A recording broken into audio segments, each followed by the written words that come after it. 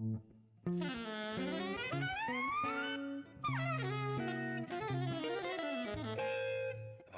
Jazz.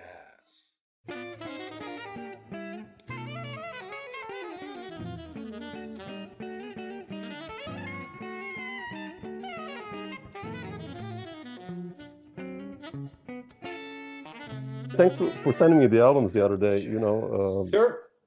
Really appreciate it.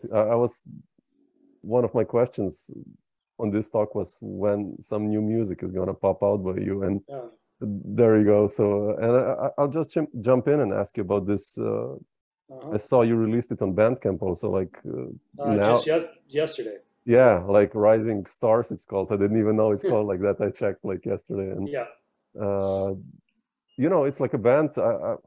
Some names, Mark Ferber kind of and Santiago are kind of familiar with me, but like Michael and Kenny, I don't know.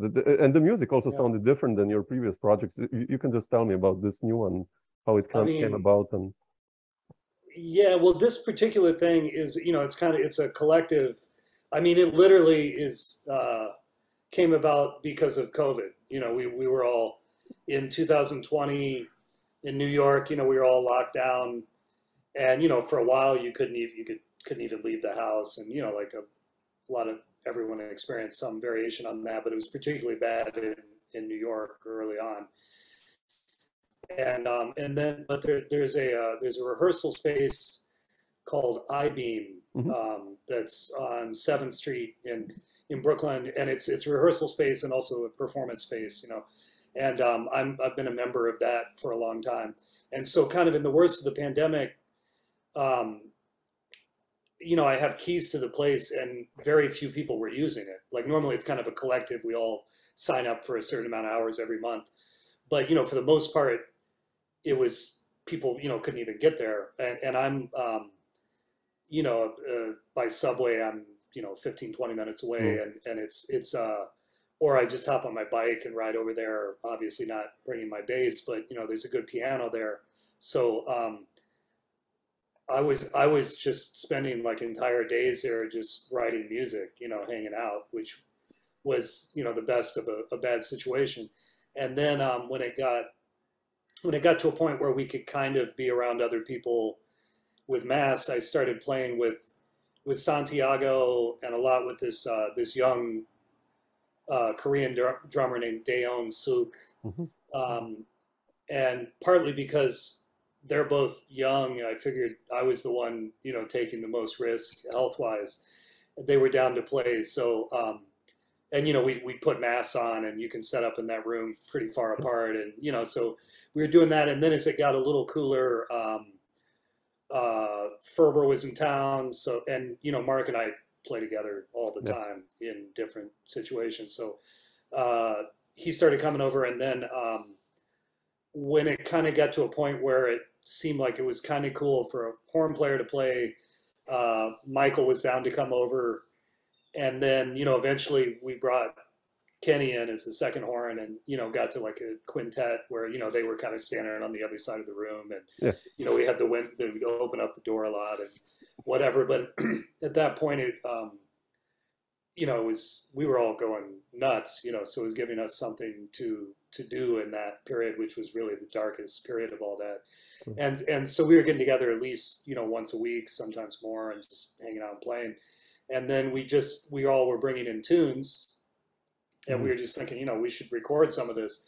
So I called up a buddy of mine, Louise Baquet, who's a great engineer that has a studio out in Roselle in New Jersey.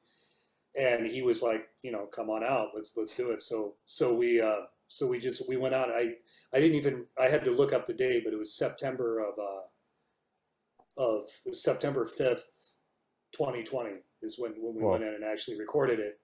And so we just went in there for a day and recorded that stuff, and kind of just not knowing even if we were going to do anything with it, but just to record it. So, and then I eventually got around to mixing it and mastering it, and then I kind of set it aside, and I've been intending for a while to do something with it, and finally got to it on my to-do list. and just decided, I'm just going to put it out, because if I don't, and I've been putting I have a duo with Masa Kamaguchi I saw called that. Pavogüchi, and those records they're easy to make, so I just put them out. I kind of made my own label, Akilvap Records, and I just put it out on that and throw it up on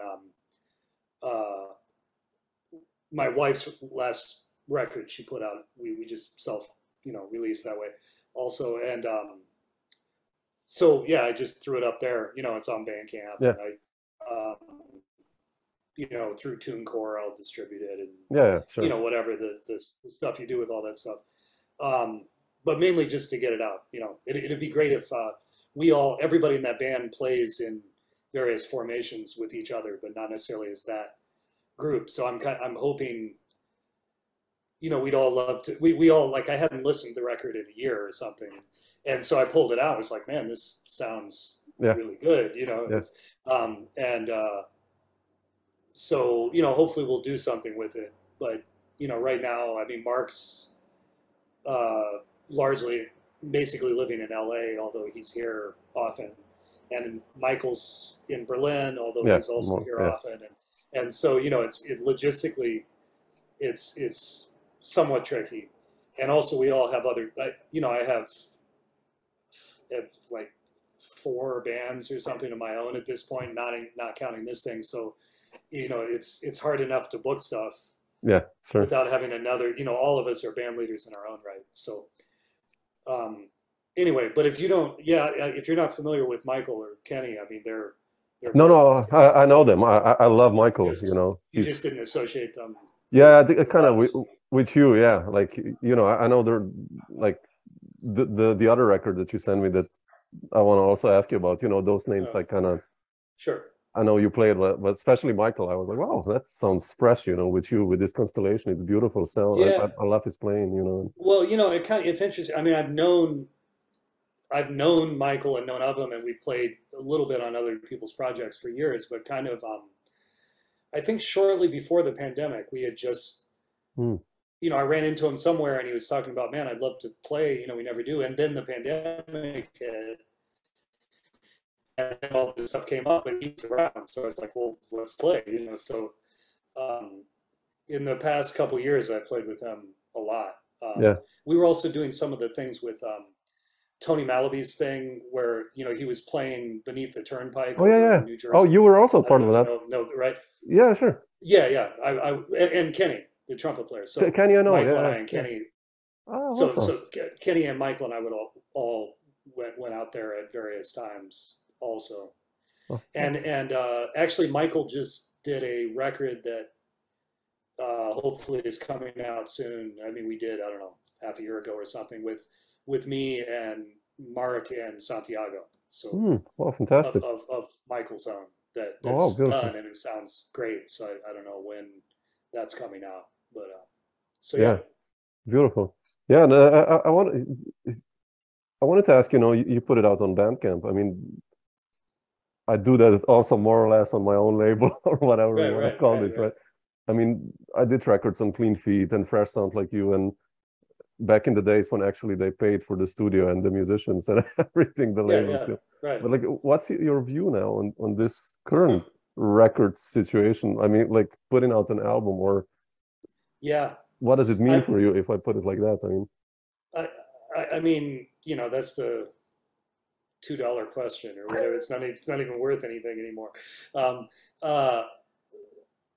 I really don't know. I mean, I know as a musician, what we do hasn't really changed. I mean, I just wrote a gangload of music over the past couple of years. I wrote I've never written that much because of the pandemic. Forced me. And I have another project called the Horns Band. And we've done one record I did on Fresh Sounds in 2014, I think, so that's 8 years old or something now. And, if somebody gave me a budget, without exaggerating, I could go in the studio and do maybe 4 to 6 records. I know what you mean. of music that I've written since that, without even stretching much, you know. And we just did the first gig since the pandemic last month at Smalls, and I wrote almost all new music for that, so I have almost another record's worth of stuff. So yeah, I saw that. That was a beautiful one. Yeah. Oh, thank you. There were one or two old tunes, but it was mostly new.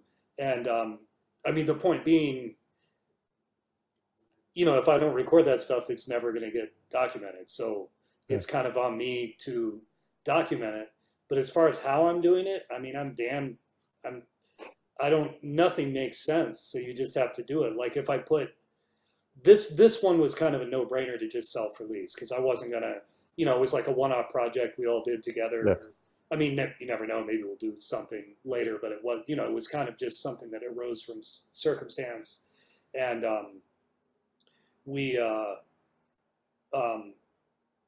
you know, like it wasn't something I was going to invest a lot of effort into, like shopping around and doing that kind of stuff.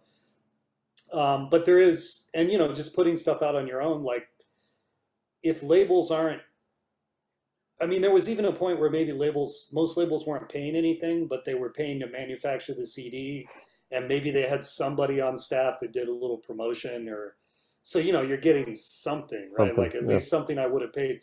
And now it's, and I'm not blaming the labels. I mean, anyone who's running a label right now is a saint in my estimation, because it's an insane, even more insane than it's ever been, you know, but they did, you know,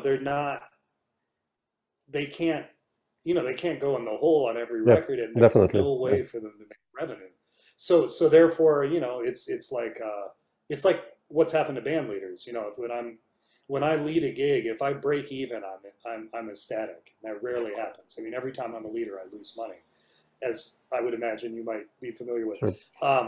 And you know, label, it's like you make a record, you know, you're gonna go out of pocket, but now you're gonna go way out of pocket.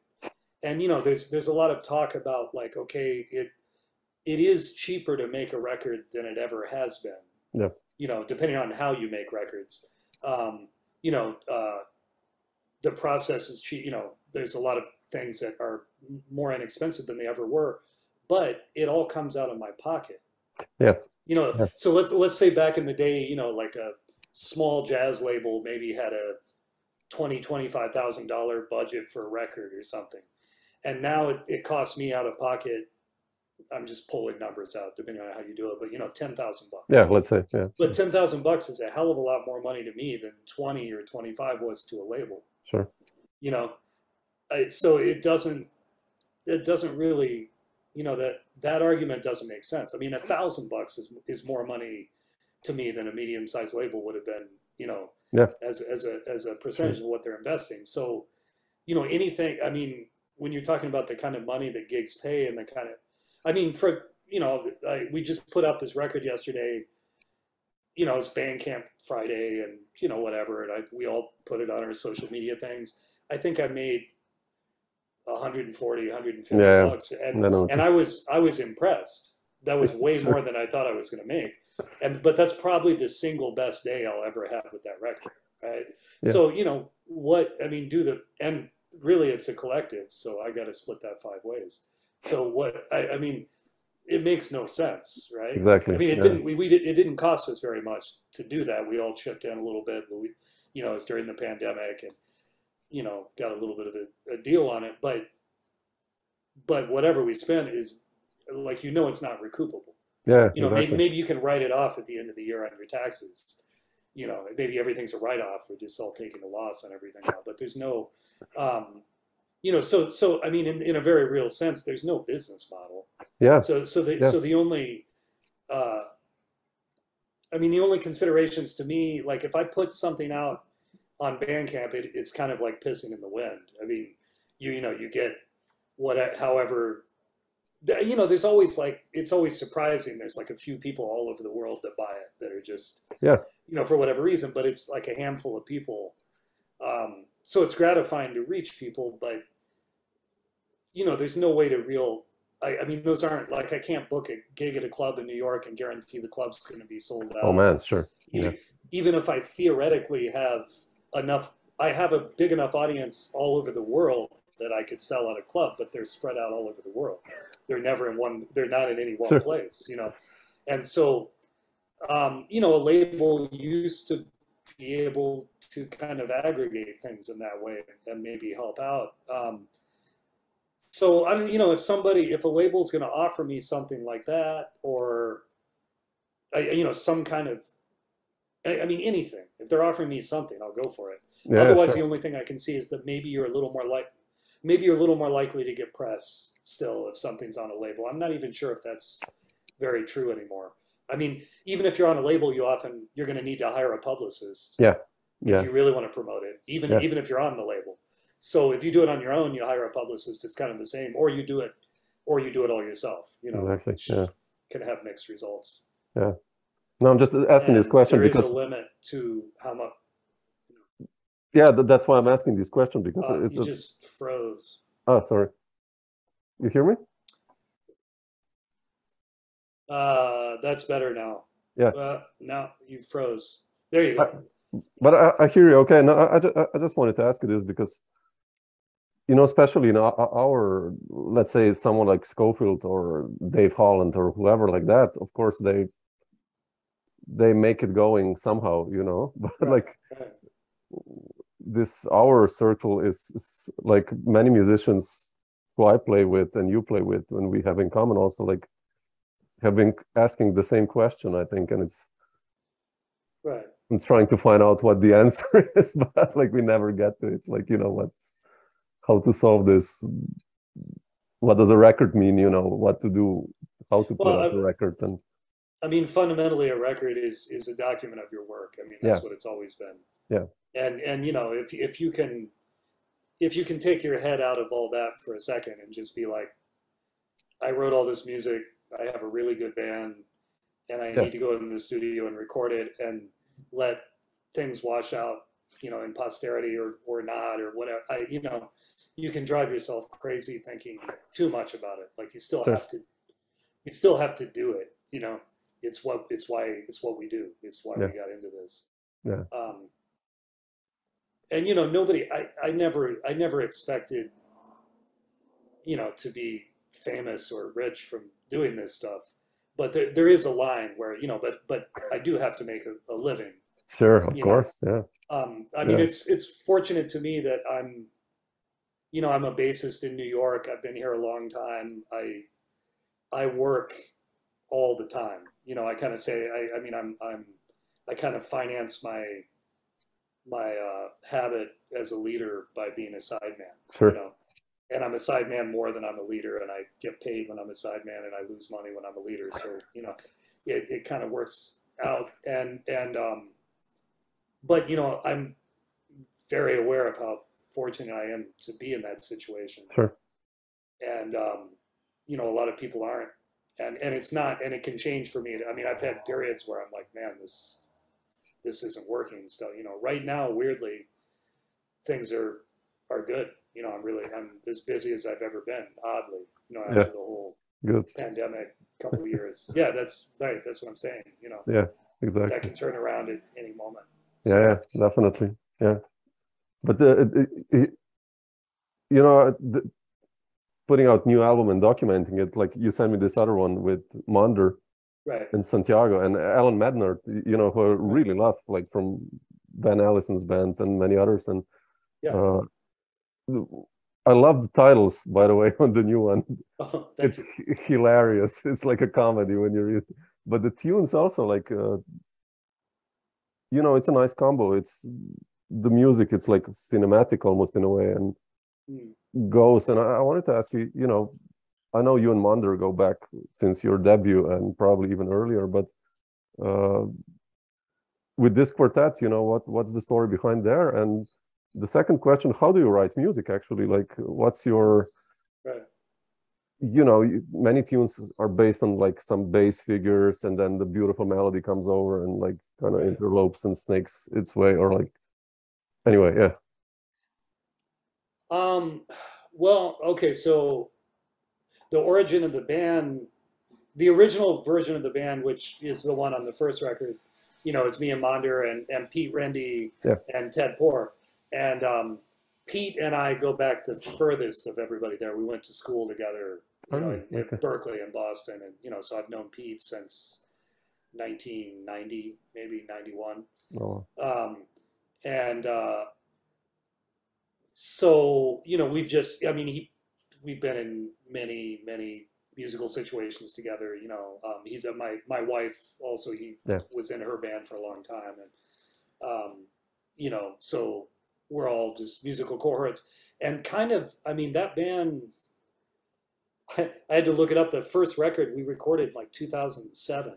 It's old, and the band had already been around, a few years. So it's getting on, not 20 years, but not that much less. Wow. And when I originally got the band together, it was kind of, I think I just got a session together and just kind of had the idea of putting Pete and Ben together. That there was something that just like, I want to hear these two guys together because they have this kind of harmonic sense that, was intriguing. So I had like a couple tunes. I remember that tune on the first record. There's a tune called "The Garden of Forking Paths." Yeah, the second one. Yeah. And I think that might have been the first. That's a fairly old tune. It's actually on one of my wife's records from 2001 or something. So it had been around for a bit, and I think I kind of remember that was the first tune we ever played with the two of them. I just thought, this tune with these guys, I just want to hear, and it was great. Just really the sound of them together, and it was, I forget who the drummer was originally. There were a few different guys, but then I don't remember exactly when. Ted got in. He was playing with Ben a lot. Monder, yeah. But anyway, so then I brought Ted in, and it just clicked, and we had this band that was just just worked. It felt great. It was fun.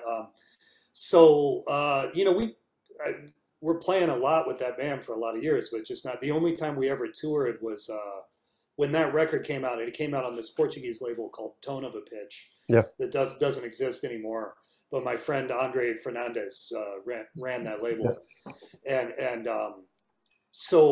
that's an example of like that label. It didn't pay anything, but I kept all the rights to everything. Yeah, for one thing, and they paid to manufacture the CD, and they had an in-house.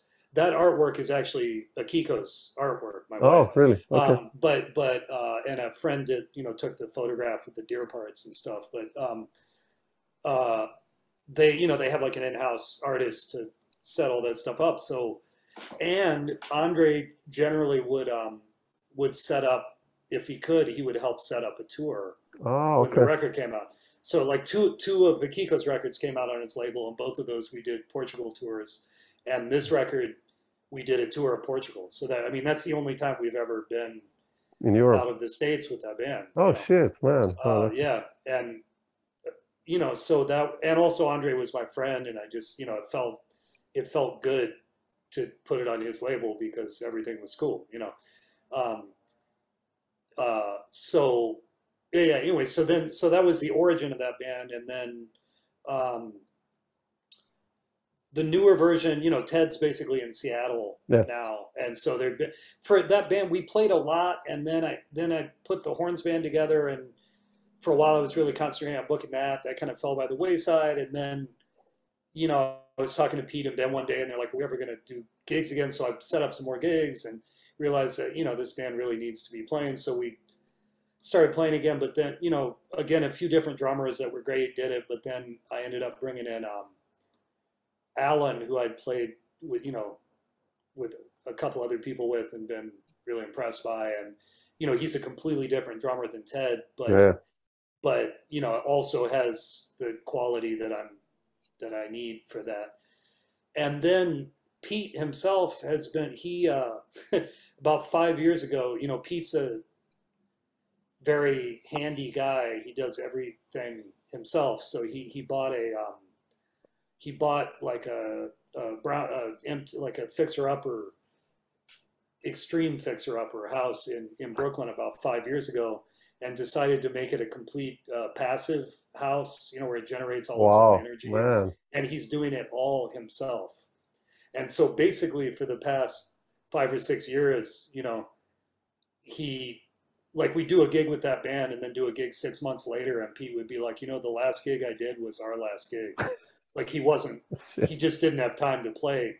And then it got to a point where he's like, man, I can't even, you know, I'd book a gig and he's like, I just can't do it. I'm just tied up at, you know, this house. So, so I brought, and that's, you know, that band was originally built around Pete and Ben. So it was the thing is I have to, you know, Ben has such an incredible harmonic sense, and you know there's tons of great pianists out there, but it has to be somebody, first of all, that's comfortable playing keyboards rather than acoustic piano, because sonically it needs to be that, and you know has a concept of that sonically, but also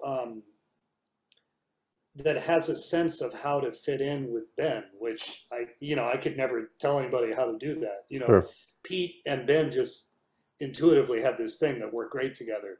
And, you know, Pete had not been able to make some gigs, some other pianists had subbed, and it was great, but it just, you know, wasn't working. And then Ben gets kind of self-conscious and holds back. And, you know, the whole idea of that band is I just want Ben to go for it, you know, be him, just go all the way, like everybody in the band.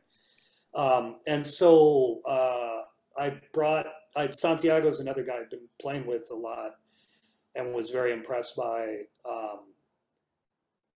and so I brought him in, and it just, you know, and after the gig, Ben was like, yeah, if you can't get Pete, like that's the guy, you know, like it just definitely felt right. And again, it's a totally different band now than it was then, at least to my ear, you know, but it found, which as it's gonna be, but it found I mean, it was good for me in a way, because it you know, inspired me a little bit it changed my conception of different, writing for it a little bit, without, it still feels like, you know, the same basic ballpark music-wise, but, you know, the approach is different and I play different than I did then, and, you know, everything. But, and then as far as writing for that band, that's an interesting one, because, you know, I write for a lot of like the horns band, you know, where I'm writing, if I want something, I have to write it. You know, if I want harmony, I gotta, there's no copying instrument. So it comes from, you know, the counterpoint among the horns, and, you know, what I'm very specific in that band, you know, and then when it's open, but like you know, it's very, that's partly why I put that together, because I wanted a band that, you know, was like that. And I've written things for, you know, much larger ensembles where and that's a lot more work in a way, but it's actually the quartet, you know, can be it's actually very difficult to write for that band, because I have to write just enough and not too much. But, you know, it's not just like, you know, here's a little 8-bar sketch and then we'll just play free. I mean, there's some tunes like that, but, you know, I'm writing for the band, you know, and some of the things are kind of through composed and have sections and stuff, but I can also feel when I bring something that is too written, then everybody goes into like reading mode. And suddenly it just, you know, it closes right up. And the whole thing with that band is just to bust it open right away. So it's tricky. Like, I know when I write, and there's, you know, you pointed out this kind of cinematic quality. I mean, there's just something about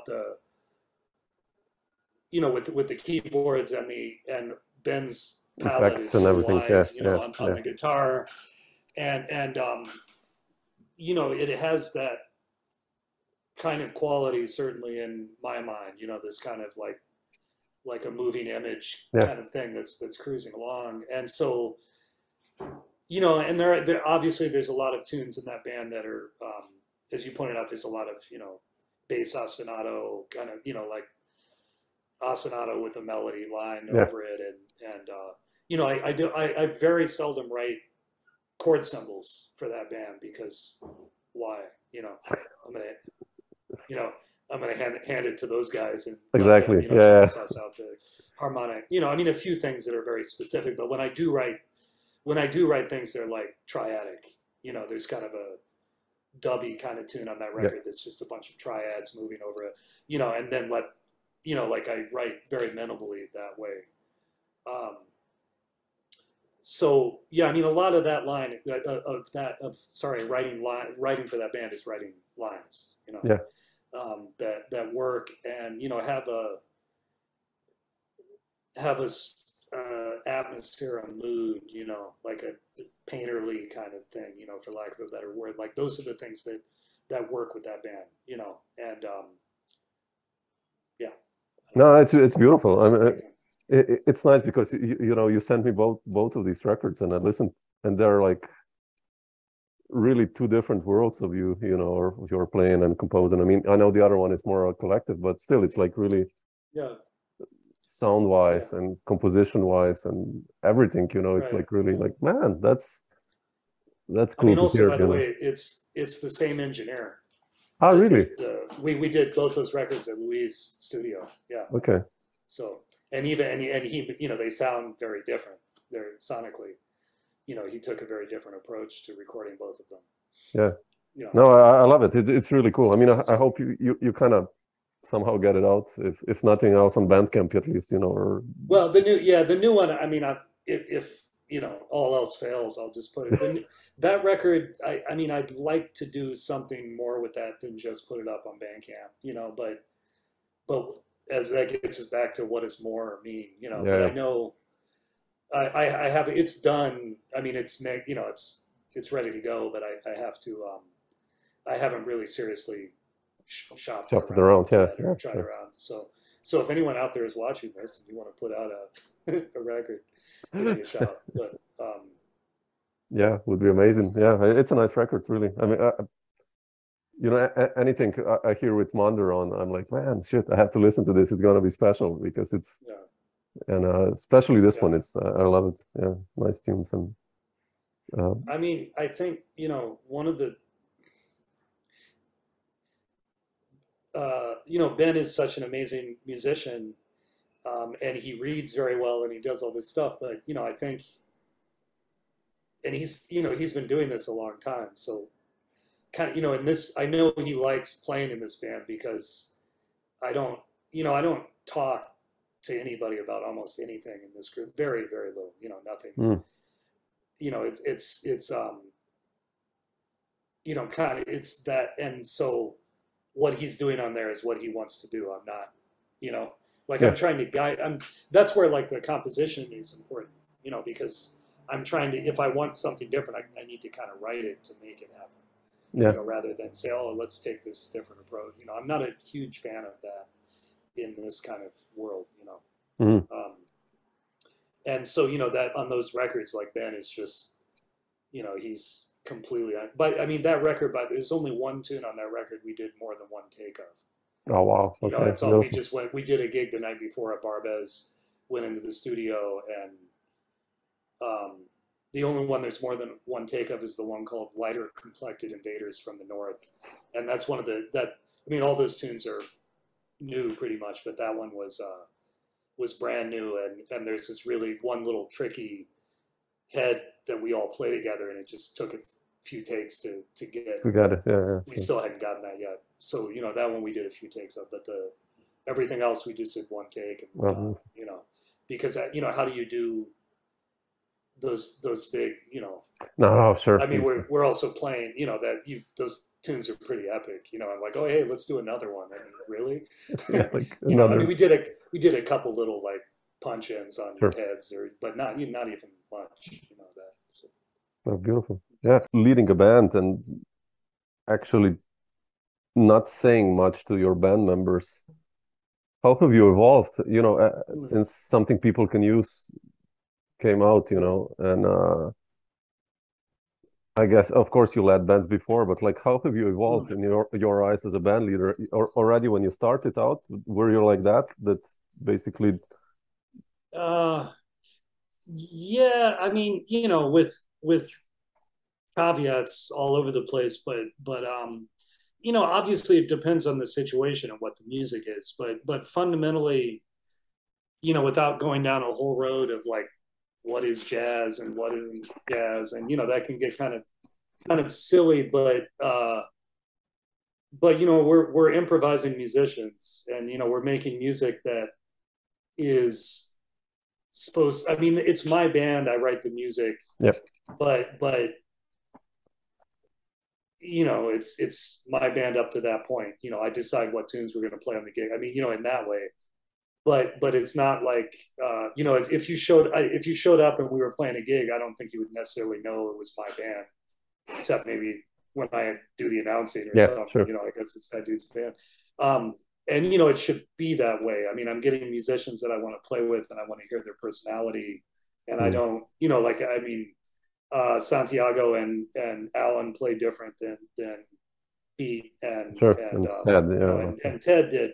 And I'm not gonna like tell Alan to, hey, listen to the record and check out what Ted did. I mean, but a lot of, I mean, that happens more and more. I feel like that's something that's taking over a little bit because of the way people maybe learn music now. Everything is, you know, you just go to YouTube and check something out, and then, but without getting down that whole road.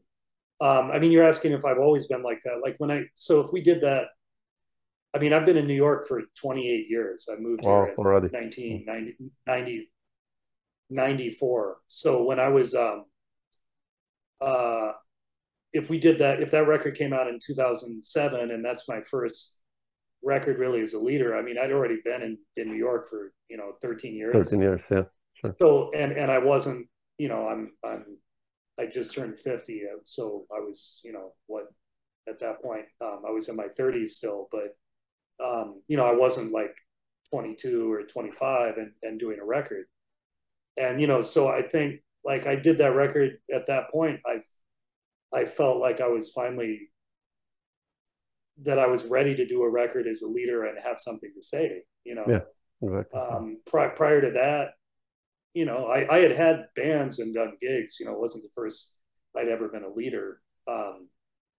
And, you know, all the way back to like Detour and this place that used to be in the East Village. Sure. You know, I used to put some bands together and play gigs there, and, you know, I mean, I've been writing music for a long time, you know.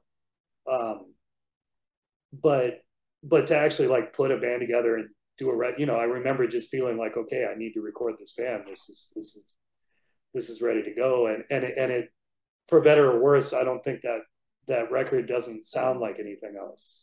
It doesn't sound like anything in any of our discographies. And I don't think I mean, which is, you know, can be somewhat of a curse these days because no one knows what to do with it. But, you know, which to me has always been the whole point. Like, check this thing out. This is unique. I agree. Completely agree. There's nothing like this.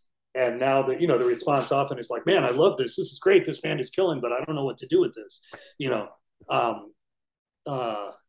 So, but to me, that's the whole point. I mean, that's the whole point of playing this music and doing, you know, as both as a performer and as a composer and as a band leader. I mean, I'm not interested in doing derivative things, you know. Sure. I mean, we're all students in the grand sense of being a student of this amazing art form and the music and all that stuff, but I'm not a student, you know. I mean, I'm not a college student, you know. Yeah, I know what you mean. And I don't want to make music that sounds like it's just a sum of what I'm studying, you know.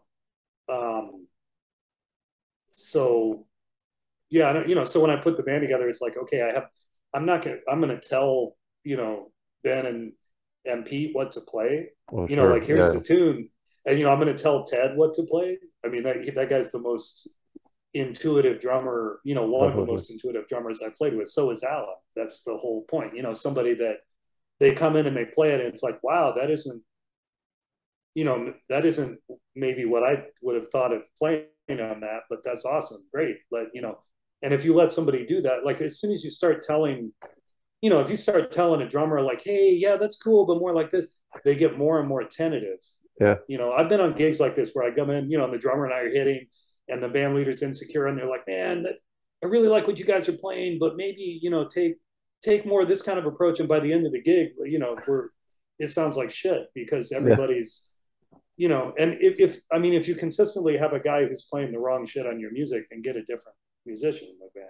Definitely, you know, that's not, but to bring somebody in and then micromanage it.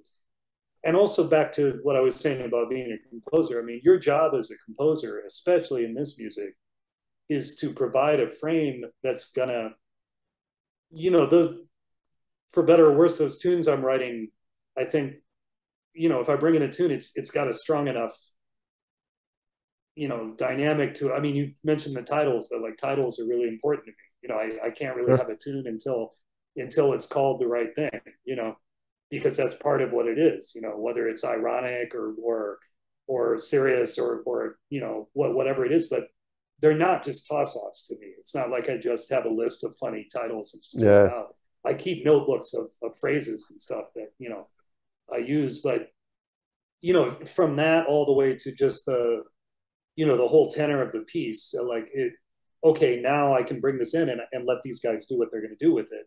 And, you know, the composition is strong enough that it's going to guide people enough by what it is. Yeah, you know, definitely.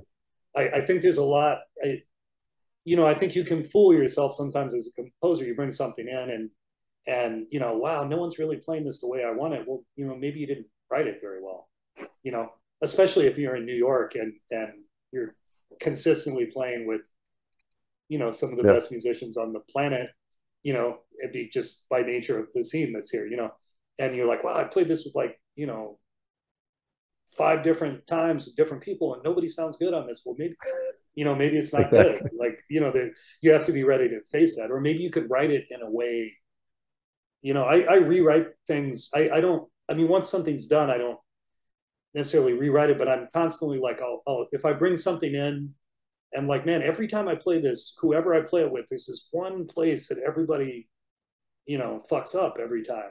Yeah. And, you know, if it's just once, okay, just, you know, there's a little glitch. Everyone has different strengths.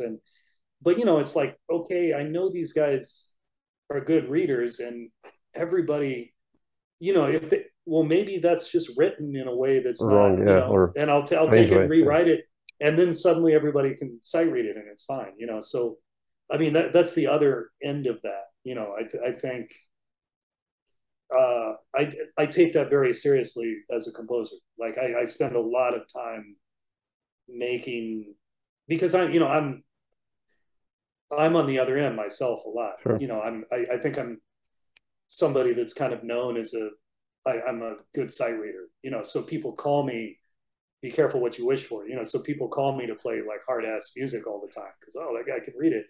And I know as a reader, you know, no matter how good a reader you are, if the chart's just not well notated, you know, you're gonna be all over the place. Yeah. And conversely, you know, if you give me something that's really written well, you know, I can read most things. I'm good, you know.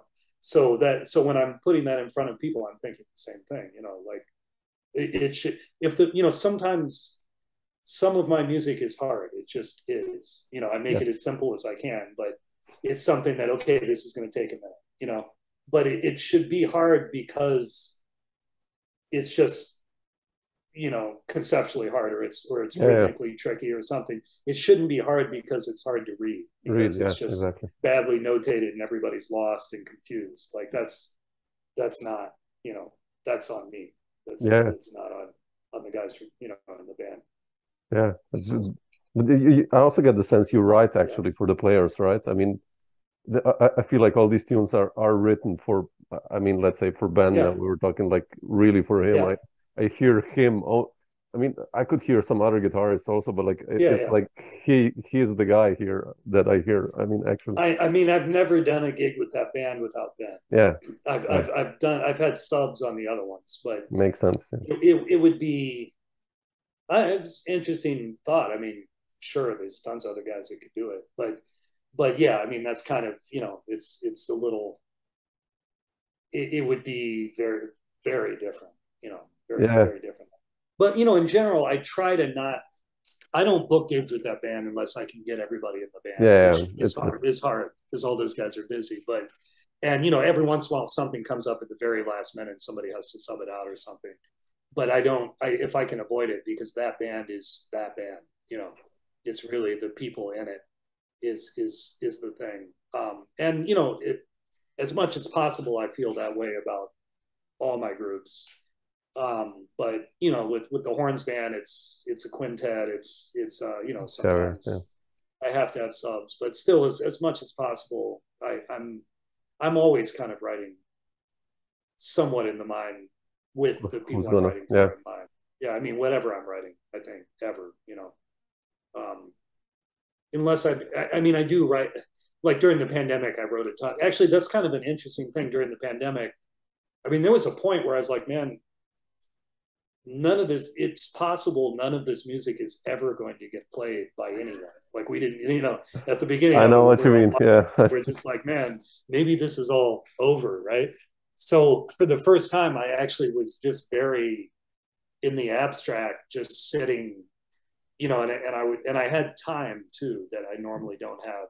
So, you know, I'd just be sitting on I-beam all day at the piano or whatever, you know, go to the drum set or just messing around or just sitting there, you know, just writing stuff down. And so, yeah, I did write more tunes in that period that are a little more, well, so the three tunes of mine that are on the quintet record that just came out are all tunes that I kind of wrote in that period that are kind of like that are that weren't necessarily, I wasn't necessarily thinking of them. Thinking of the players, yeah. Or even a specific instrumentation. More like I just wrote it like a, you know, like piano lead sheets or, you know, like little scores or like a piano score or something. Yeah. And then, you know, when we had that, I was like, oh, this would work with this group, you know, and brought it in. And that actually was, is fun. You know, I have a lot more tunes now that I used to be really reluctant. Like when you play sessions, you know, in New York and everyone, you know, you just get together and play and like, oh, bring some tunes or what, you know, and I used to be kind of reluctant to bring my own tunes because they felt, I just felt like they were kind of written for a specific thing. And it just felt like, you know, if we just play this with, you know, even some really great musicians, but just on a session, it's not going to really work. Yeah. And I'm just going to feel bad about it, you know. But these days I have a whole pile of stuff that are like tunes that, you know, I write tunes that I wouldn't bring to a session that need to be rehearsed, that are complex or whatever. And that's, you know, that's a drag. I don't want to make everybody work, you know, but I have a lot of tunes that are, you know, playable. Just bring in and just play, just have a good time playing. And that feel, you know, that's obviously a very big part of the tradition of this music too, you know, is having music that's easily assimilatable, you know, that has that quality of like a standard or something that you know, you can just play it and you don't need to talk about it. It's kind of obvious what it is. Yeah. So. Yeah, I like that too also. Yeah, pandemic was cool in that way. There were some good things about it actually. So, yeah. I mean, no one wants to. It's you know, it feels very. I mean, you know, and we went through some really rough things as everybody did, but relatively, you know, I knew a lot of musicians that passed away, but nobody, you know, very very close to me, nobody in my immediate family, you know, died of COVID or anything like that. So I'm obviously very fortunate in that way. Yeah. But you're right. I mean, I think I talked to a lot of musicians in that period that, you know, were saying like, man, I kind of feel guilty saying this, but this isn't that. Especially once, you know, everybody, I mean, we're all freaked out because we didn't have any work. Yeah. But then, you know, eventually for the very unusually in the United States, there, you know, some unemployment came through and it, you know, we're all used to living on like no money.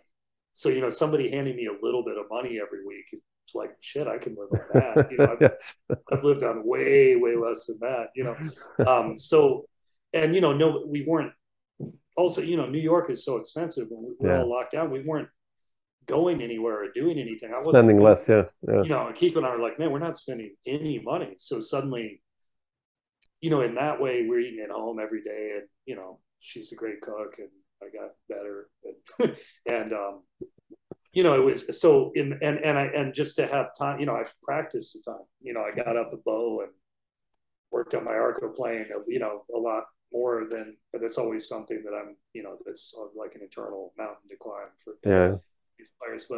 And you know, just did a lot of stuff that, man, I have time to do this, you know, and mainly just wrote a lot of music. So yeah, I know what you mean. Yeah, there's so many guys.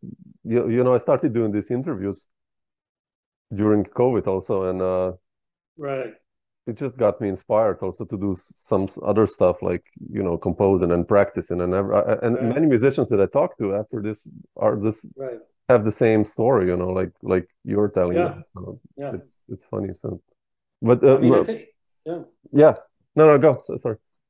Oh no, I think, and then when the gigs started happening out of it, man, I remember the first few gigs like in public again was just like the house was burning down. I mean, everyone was just, and still, I kind of feel that feeling. I mean, hopefully not that I ever, you know, I always, whatever situation I'm in, I'm there to play. But just, I think that feeling of like, man, don't ever take this for granted. You know, I mean, just before I came to this interview, I just played a brunch gig in Midtown, you know, with the suit on, with people eating lunch, you know, with a guitar player. And, you know, great, you know, like why, I mean, we're still playing like every, you know, from that to, you know, whatever, all the other kind of gigs I do, you know, but you get kind of beat down just running around and trying to get stuff done. And I think after the pandemic, it was like, no, I really want to do this. You know, this isn't, if you know, if I ever had any question about this, I don't, you know, which is a good feeling. I think a lot of people maybe got a little bit of renewal. It's a privilege, you know, in a way. Yeah. I look at it like that you can do that. Yeah. Do your own music also, you know, and play with amazing musicians. Right. That's like shit, man. You know. But Matt, I wanted to ask you. You mentioned before 1994, and how was it like for you when you entered the New York scene back then? And you know, like mid '90s, I know there was like a ton of bass players who were at an extremely high level, and yeah, there still are, by the way. There still are, but like, yeah, sure. But like when you came, yeah, how was it like for you? How did you start making it, and who were the first gigs and you landed with? I mean, it's, I mean, just a little background to it. I was a trombonist originally, so I mean, by the time I moved to New York, I was a bass player. But I went to Berkeley and Boston when I was 18 as a trombonist, and then I changed my major while I was there. How come? And you know, I played. I had started playing a little bass like on the side, kind of my last couple years in high school. But so when I got to Berkeley, I'd sign up for an ensemble on trombone, and I'd show up and there'd be no bass player, you know, and I'd be like, well, I play bass, and you know, suddenly I'm just playing bass and everything.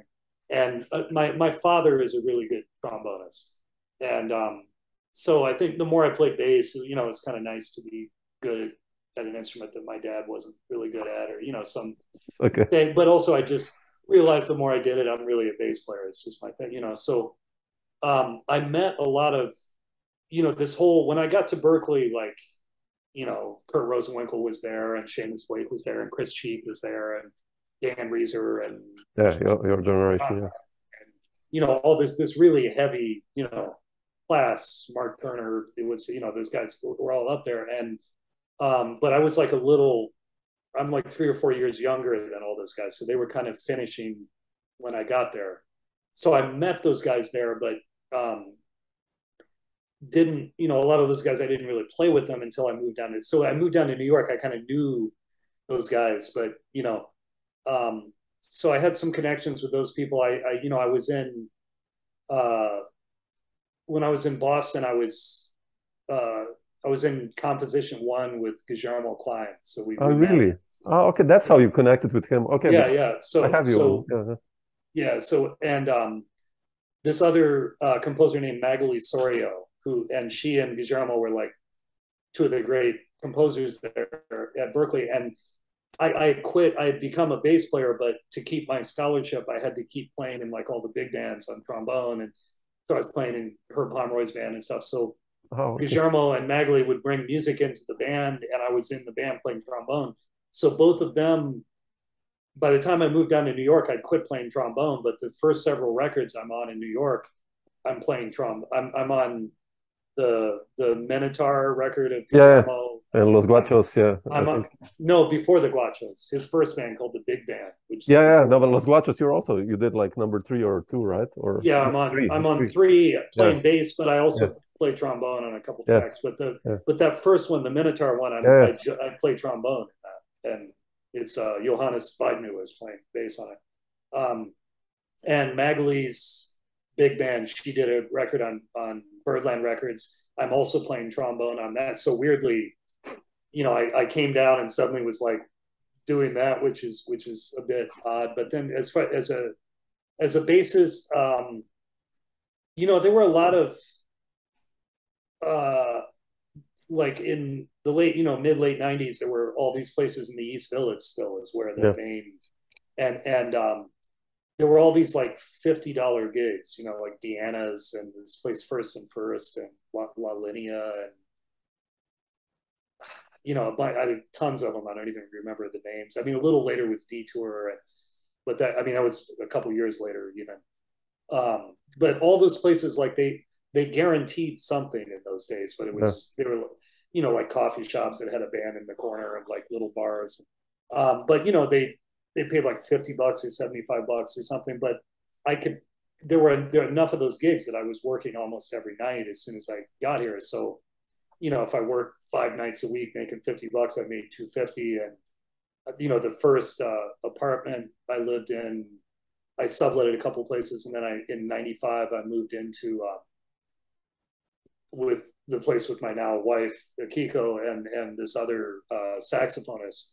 We split a 2-bedroom in Park Slope that was $850 for the whole place. Oh wow! So so we were paying like $285, $287, each a month rent. So a week of $50 gigs almost paid my rent. So I mean, it wasn't easy to live on that then. It was really rough, but it was kind of possible. I mean, if you were working and then every once in a while, of course, I'd pick up a gig that paid well. Sure. But then I'd have dry periods too, even then. But it was a little more possible, especially if you were that young, to actually make a especially living. As a rhythm section player, to actually, if you were really hustling and working all the time. So I was working a lot as soon as I moved down, but it was a lot of, those things are very, those gigs were obscure. I mean, they weren't, it was just like playing gigs around town. It's not anything that was maybe making any kind of waves or, headway. But yeah, so I don't know. I just was doing that. And you're right. They were killing bass players everywhere, as there always are. But there were a lot of gigs. I mean, they're definitely, I would say now, though, like, one of the things when I first moved to town, like as a bass player, you would all, there were a lot of jam sessions. Yeah. You would always, like, several of my first, one of the first, I was that kind of house bass player for a while at this place, the Angry Squire. Mm-hmm. And it was like the very last, that's an old place that it was like the last year it existed, right? It was the first year I was here. So like 94, 95.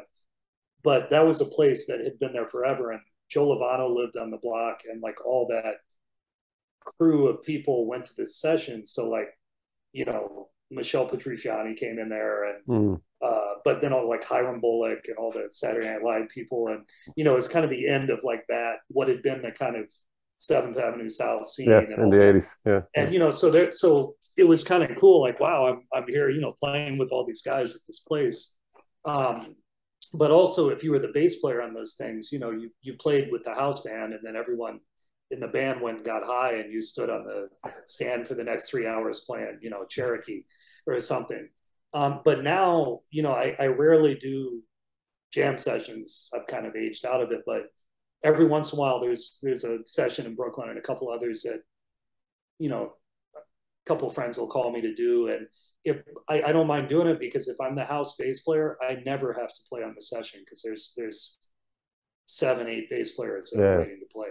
So, there's a lot more bass players than there were then. Like, as far as, it's almost the same as saxophonists or any other thing.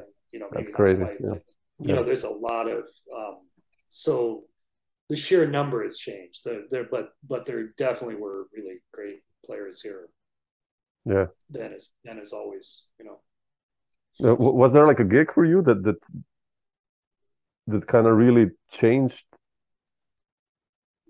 that you felt like, you know, like I made it in a sense, like that, you know, like you mentioned Lee Konitz before. What was there like a moment like that when you were like, oh man, I'm actually on stage with this guy? Or I mean, you know, I've had those moments a lot, you know, like I said, you know, from very early on when I'm like, hey, I'm at a jam session playing with Joe Lovano and Michel Petrucciani I remember one night where they just walked in and I'm like, you know, but that was just like a session. They were just hanging out, you know, playing. But you know, I was very fortunate. I mean, of course, there's the like playing with legacy, like you know, somebody like Konitz. You know, I played. I got to play with Paul Mochen once. I only did one gig with him. I mean, those guys that you know cross paths with that are you know, and I've gotten quite a few opportunities like that. I mean, Lee's thing, I was touring with his band for a couple of years, so that was really, like, oh wow, I didn't know. I mean, his nonet in the yeah. I think 07, 08. I remember playing his 80th birthday, so it was when that was, and you know that was great, obviously, you know, to have the experience to do that, but you know, also, I mean, most of the you know, I'm constantly having profound musical experiences with, you know, with my peers, or you know, it's not necessarily. I mean, sure, I you know, it's a an incredible honor to play with like jazz living legends, and you know, and to be part of that lineage. But you know, New York is just like there's so many creative people here making great music all the time that, you know, every time I play, I don't know, I don't. I'm very bad at answering the question you just asked, because you know, maybe no, but I know exactly what you mean. I know what you mean. I know what you mean. I mean, you know, and I was when I first moved to New York, Smalls had just opened up, and you know, I was playing I think it was every Monday or something with Guillermo Klein's band there, and you know, so like kind of right away I was doing like, and you know, it was kind of a thing, so people were coming out and hanging and seeing it, and so you know, as far as feeling like I was in the scene, that happened pretty quick. Yeah. But you know, I've always been working with people I want to work with. I don't know. You know, I finally I get this last year.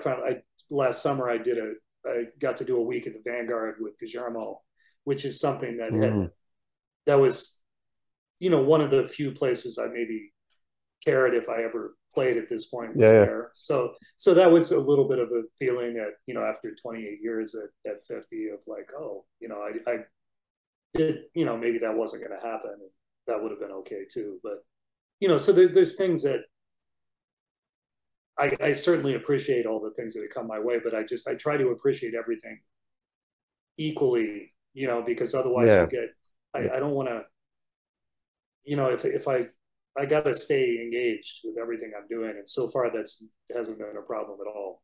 And I don't want to get nostalgic for, you know, things I was doing, you know, definitely.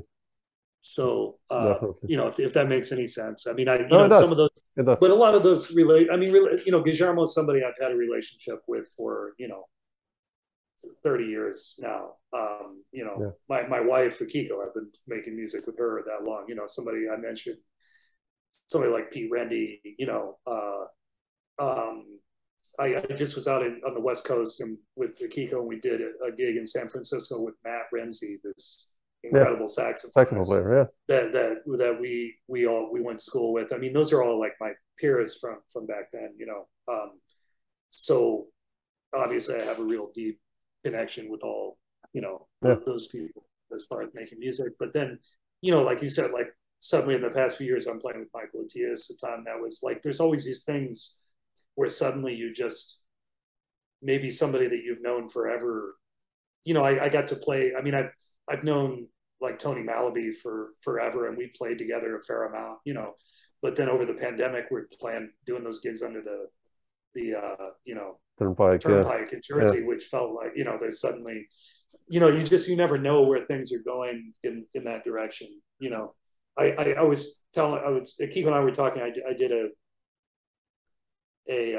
a session just a month or two ago, but with there's this trumpet player, Dave Scott, this great trumpet player in New York, and I go over to his house and just play sessions, frequently over the years, and so I went over one day, and it was Dave and Jeff Williams and Tim Byrne and Santiago Leibson. Oh man!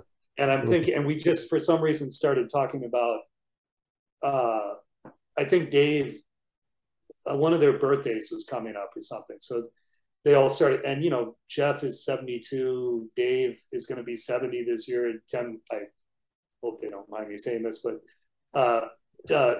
Tim just turned 68, I just turned 50, and Santiago's 33, I think. So I'm thinking, like, the spread between Santiago's age and my age is like the same as between me and Tim, and all those guys are playing their ass off, and have been forever. And I'm just thinking, like, the different, the relationships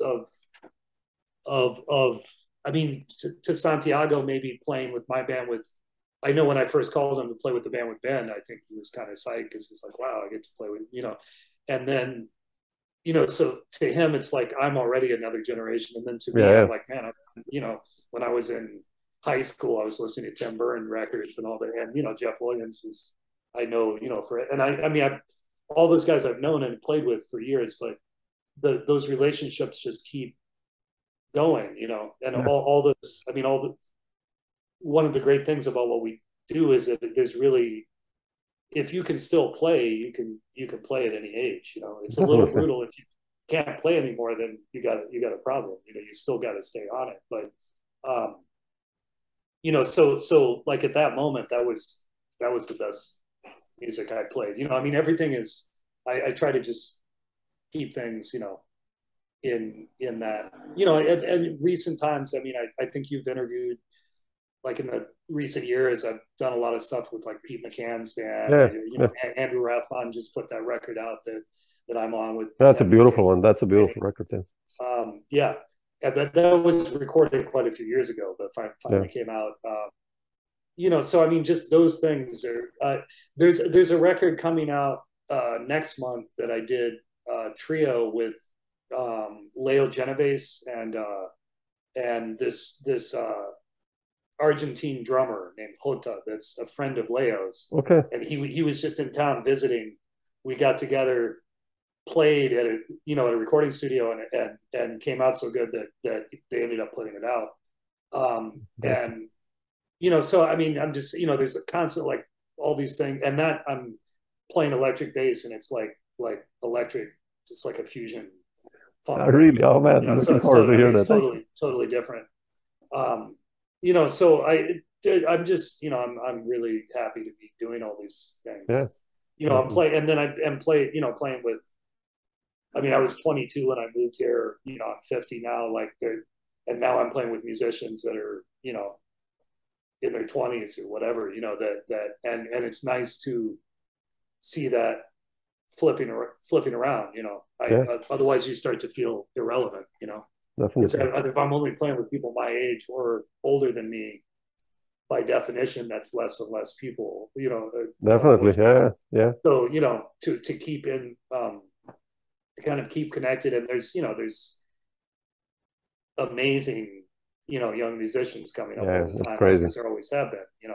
So it's nice to maybe be on the other end of, like, maybe I'm the guy that has can maybe has a little more experience than they do. So maybe there's something they can get out of playing with me, because just like when it was on the other end, but just like I'm still getting that when I'm playing with, or somebody like Billy Mentz, or these guys that are still around, that are masters that I get to play with all the time, or like Billy Hart, or these guys. I mean, those opportunities are amazing. So just wanted to ask you, you know, I have Akiko's Mahoroba record that you're on, and I think Loren is on it, and House of Illusion Band, and from years ago. And yeah, you know, I did this interview with Steve Swallow, and him and Carla, you know, both amazing composers. And how do you and Akiko do that? Do you guys ever talk about music or like composition or like? We definitely talk about one day we want to be Steve Swallow and Carla Bley. I mean, that would just be, you know, that's definitely definitely some role models right there, man. I mean, talk about just some awesome people and awesome musicians, and just the way, you know, I've gotten to hang out a little bit with Steve. I've met Carla just, you know, superficially, but yeah, I mean, just wow. So, you know, as far as, I mean, I play in her band, and we definitely, sure, we talk about music a lot and, you know, things like that, but I mostly,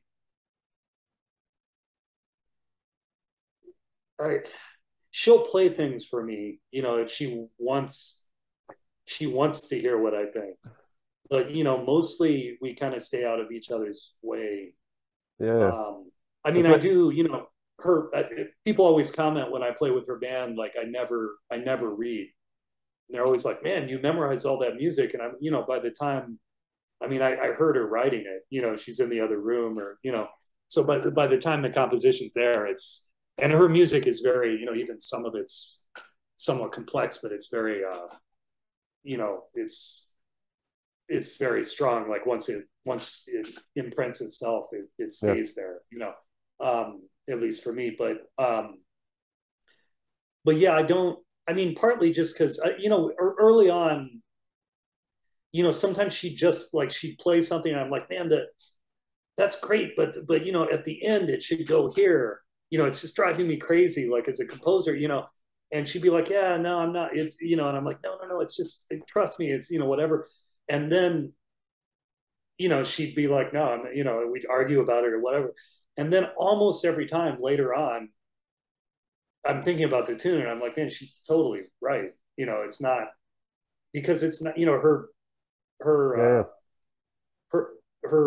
brain, you know, the way that stuff is coming out, it's just like a different, you know, you all kind of, everyone as a composer kind of creates their own systems as you do it. And, you know, things start to have a logic, you know, that you're even very abstract ideas like that they start to have structure and you have to follow that structure, you know, and it can't, but it's within your own psyche, your own experience, you know, and it's just, you know, for her, like this goes to this place that to me, like that felt like unresolved, or that felt too resolved, or it felt, you know, whatever. I mean, it's just an example, but, you know, or a certain, and, you know, occasionally maybe there's some things that she brings in that don't quite work, and we might, or like when we play it live, it's takes, you know, maybe, or Bill Campbell, the drummer, might be like, hey, can we change this groove a little bit so it sits better?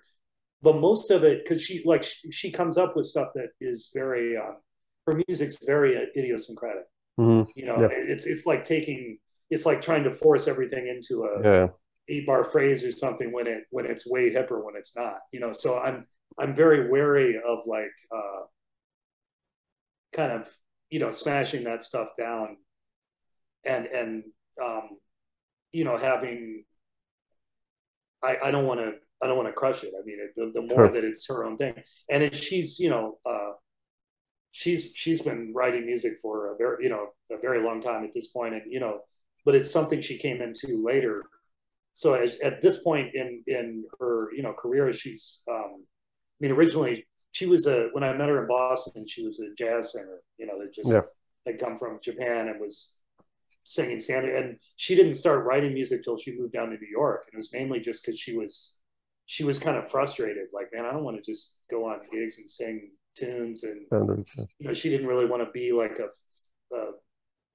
you know, that kind of singer, like so she kind of, you know, I kind of want to just put a band together or something, and then, but what do I do? And, you know, and so she just like, I don't know, I guess I'll write some tunes or something, you know, and that she just kind of sat down and was like, oh, this is great, so it kind of came out of that. And then, Pete was the pianist in the band originally.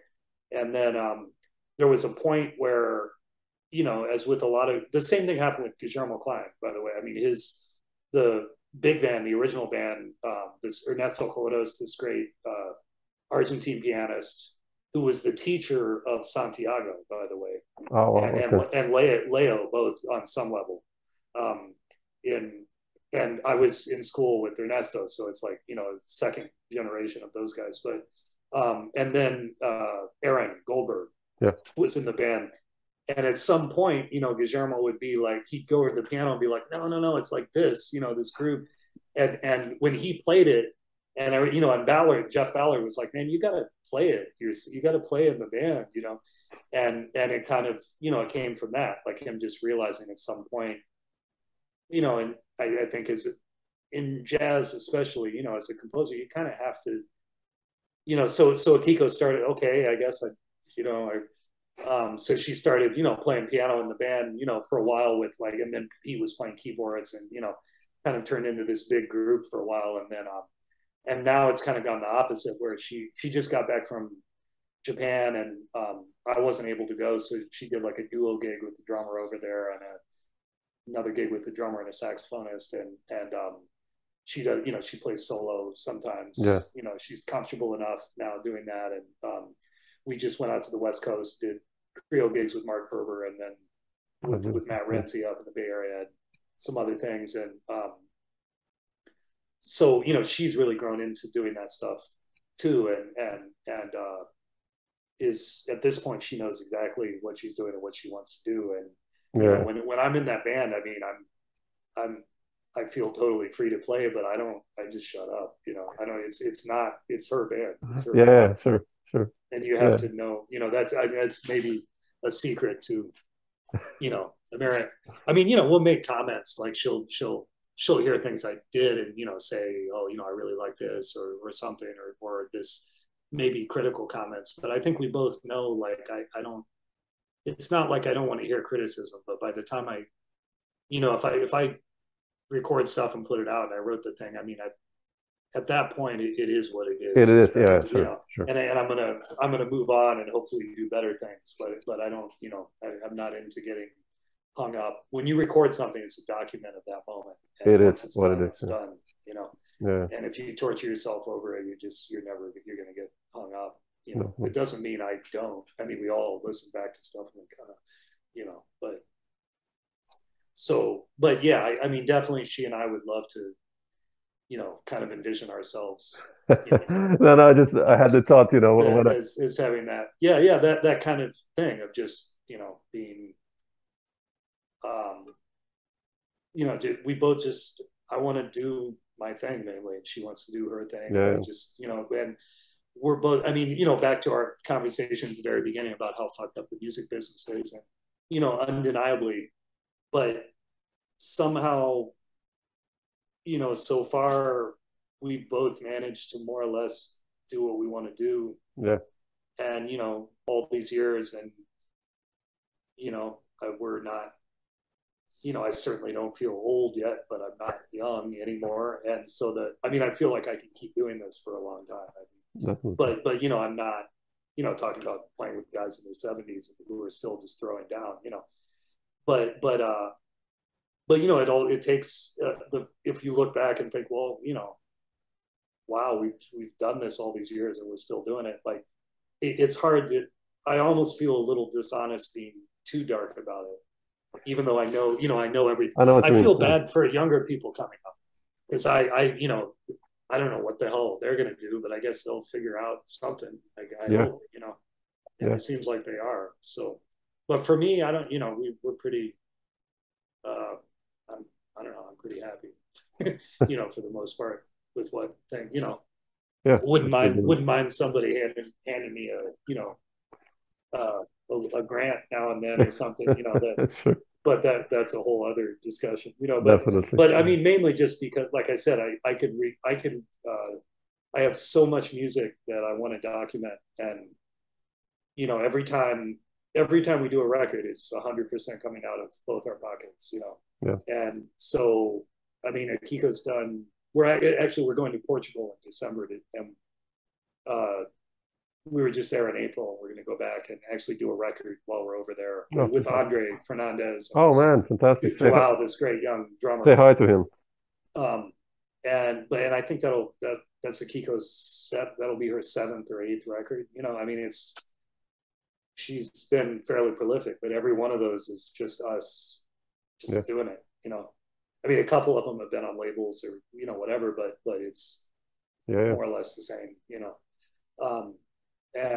So, you know, that I guess in that way, like, I wouldn't mind a little funding coming our way just to subsidize that stuff, you know, which doesn't seem like it should be, you know, totally unattainable. But you know, other than that, we're both very lucky to just be able to keep doing this. What you're doing, yeah.